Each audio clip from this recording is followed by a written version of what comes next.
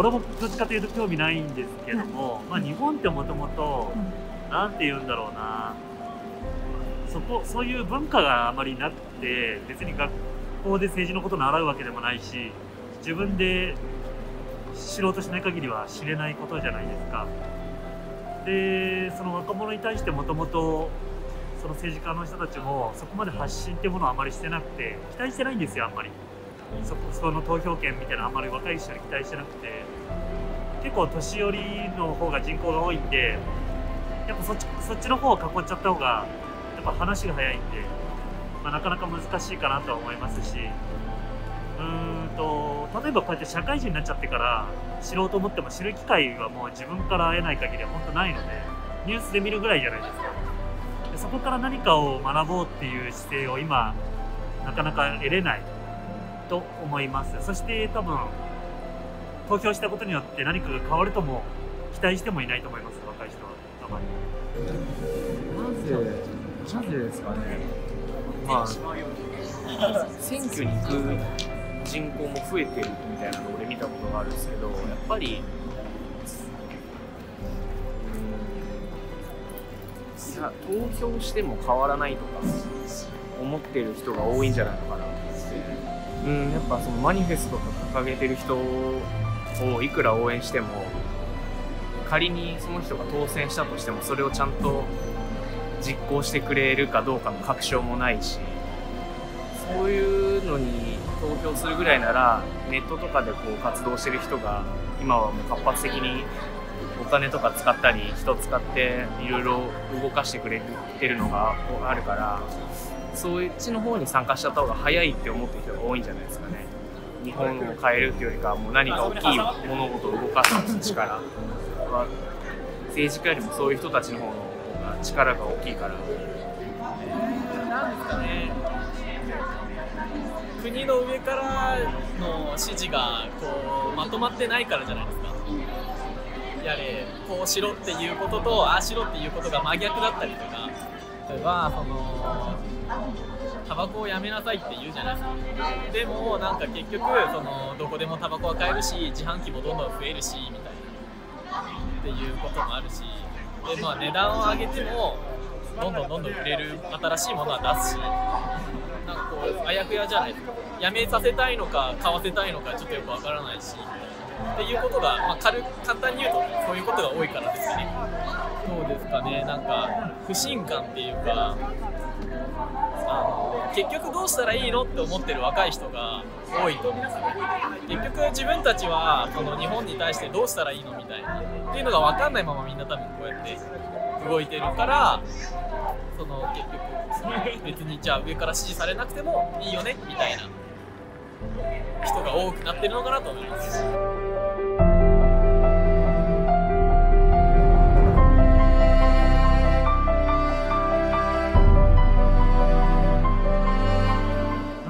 そうですね。まあ普通に例えば友達と話してても政治の話なんて一切出てこないですし、まあ、そういうところで話題になるようなことじゃないとか、まあ、何かその若者が投票することによってもっと明確な若者のメリットみたいなのが出ないとやっぱ考え方は変わらないかなと思いますし。そうですね、まずは身内の喧嘩をなくすことじゃないですか。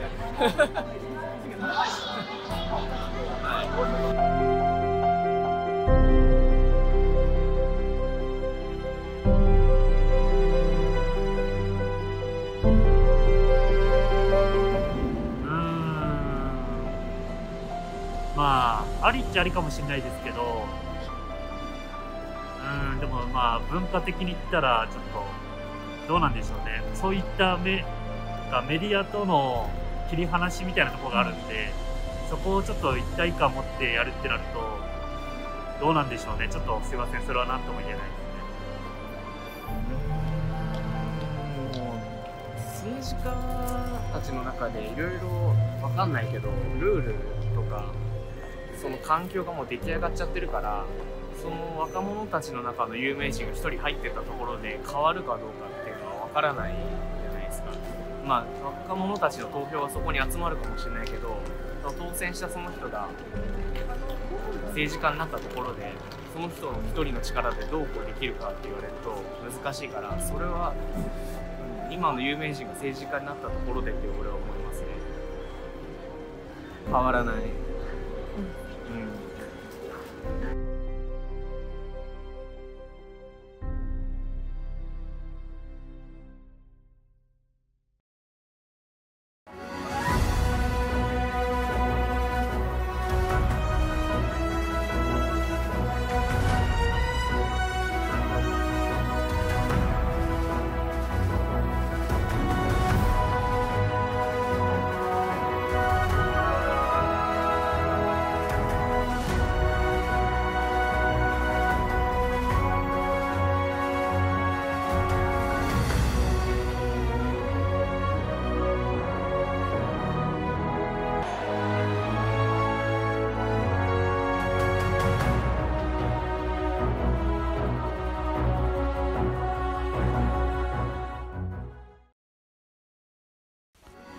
Kira-kira seperti itulah perbedaan pola pikir antara orang Jepang dan orang Indonesia.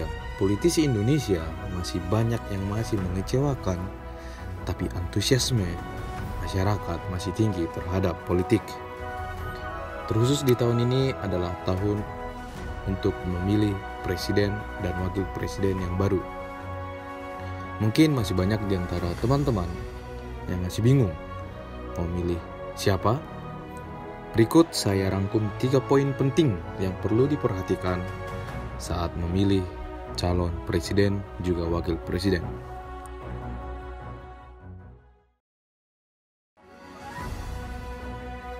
Yang pertama, cek gagasan, visi, dan misi. Bisa dicek apakah visi dan misi yang ditawarkan itu cukup jelas, cukup realistis.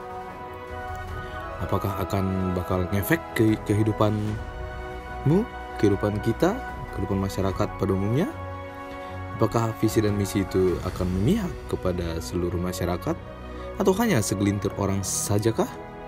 Nah, ada pentingnya, ada perlunya untuk ngecek gagasan, visi, dan misi.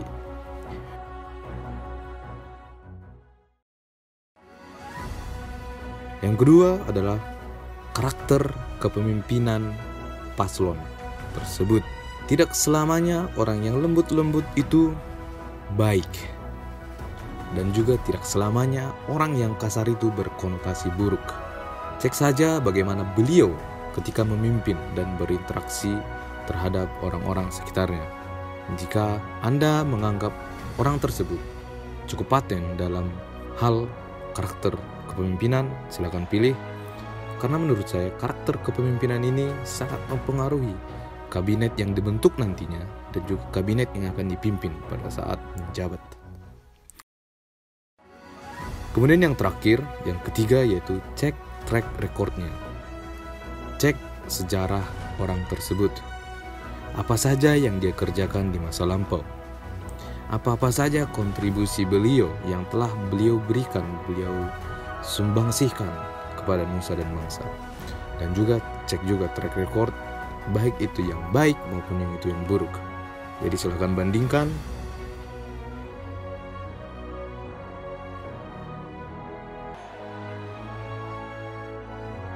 Untuk mengetahui informasi tentang 3 poin yang sudah saya jelaskan tadi, tentu akan sangat banyak sekali informasi-informasi yang tidak valid, informasi hoax yang beredar di internet, di sosial media, di WhatsApp grup keluarga, dan media-media lainnya. Jadi silakan kepada teman-teman untuk berhati-hati dalam memilah informasi. Silakan cek kevalidan informasi tersebut supaya teman-teman bisa semakin teguh dalam memilih salah satu paslon. Jangan sia-siakan suaramu, jangan sia-siakan suara kita, karena suara kita berarti untuk 5 tahun ke depan. Selamat berpesta demokrasi, saudara-saudaraku.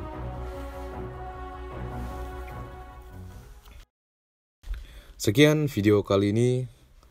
Jika Anda suka, silakan like. Jika Anda tidak suka, silakan komentar. Sampai ketemu di video berikutnya. Jane.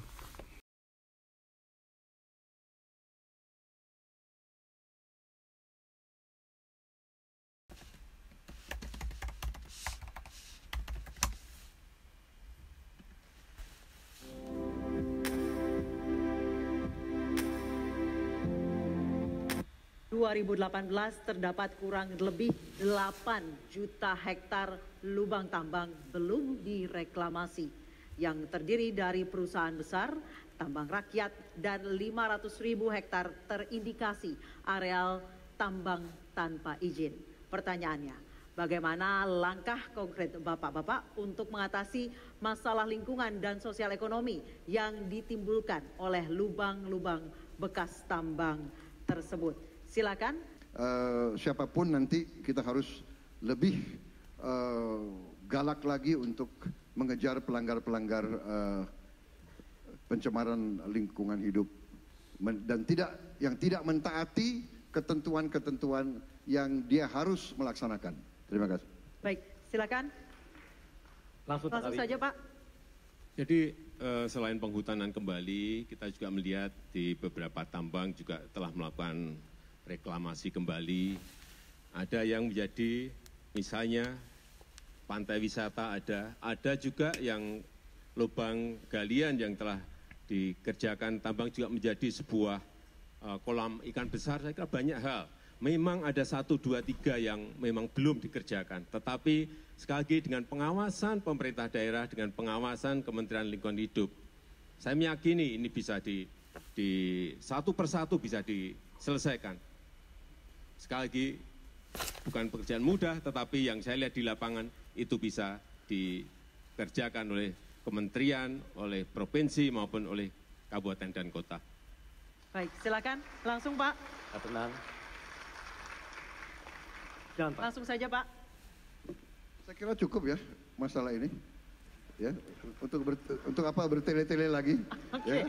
Baik, masih ada Pak waktunya. Saya kira dalam hal ini kita sama, kita ingin memberantas pencemaran lingkungan, kan begitu Pak? Baik. Ya, jadi begini ya, kalau kita berbeda jangan kita dibikin diadu-adu terus, betul nggak? Baik, silakan Pak. Ada tanggapan lain? Ya. Jadi kalau tidak ada terlalu banyak perbedaan, untuk apa kita ribut lagi Pak?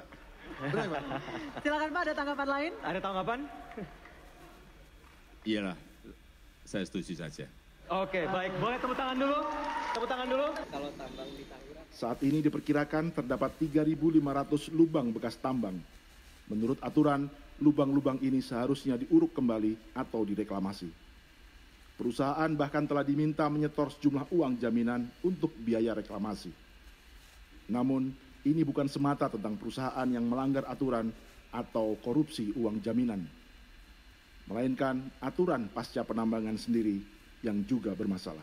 Tidak diuruk kembali Pak, tetapi dijadikan yang tadi seperti reservoir air. Simaklah jalannya rapat antara Komisi 7 DPR dan pejabat Kementerian Energi dan Sumber Daya Mineral, serta 290 pemilik tambang batubara ini. Bapak enggak usah cerita panjang-panjang sama saya, cukup itu aja yang saya tanya. Tanah yang dikorek untuk mendapatkan batu bara, setelah batu baranya diambil, berapa tanah dikembalikan ke tambang tersebut? Itu aja. Nah, nanti soal benar atau tidak, biarkan Kementerian Lingkungan yang mengecek. Karena pasca tambang itu, saya lihat setelah kami mengunjungin, hanya kubuangan air, hanya kesepakatan antara Pemda, yang nanti dibilang akan dibuat taman rekreasi lah, tempat mandi-mandi hantu di sana, saya nggak tahu. Nah, itu yang saya lihat Pak, tapi nggak ada yang memberi jaminan bahwa ini lingkungannya baik. Nah itu, jadi jelaskan aja sama saya.